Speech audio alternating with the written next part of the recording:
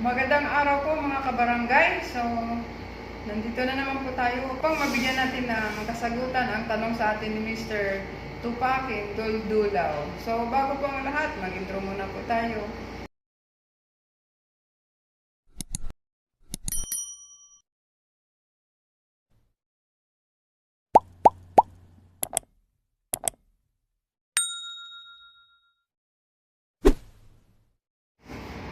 Hello guys, so ito po ang tanong ni Mr. Tupakin Duldulaw. Sabi niya, Ma'am, ask ko lang po,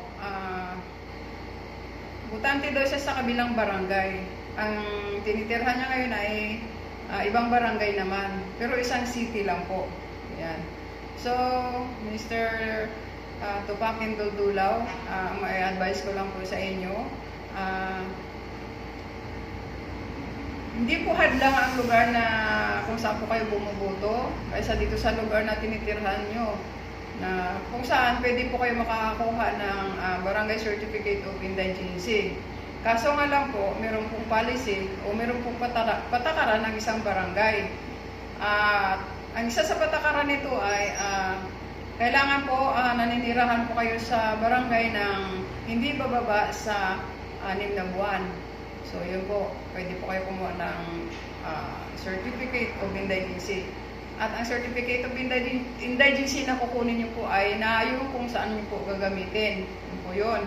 So, tandaan po, kailangan naninirahan kayo sa isang barangay na hindi bababa sa 6 na buwan or 6 months. Okay?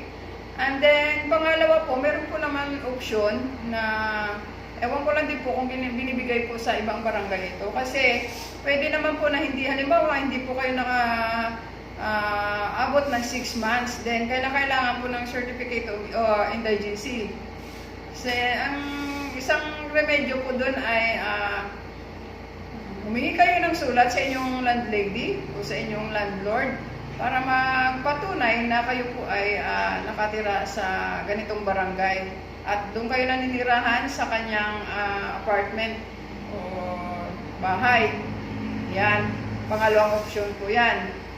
So, ayun po. Nawa po na linawan po kayo sa aking binigay na kasagutan sa inyong tanong, Mr.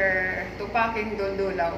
At kung meron pa po kayong pagtatanong tungkol po sa ating mga ganitong sistema po na tungkol sa ating barangay, sisikapin po natin. Mag-comment lang po kayo doon at sisikapin natin na masasagutan po ang inyong katanungan na yan.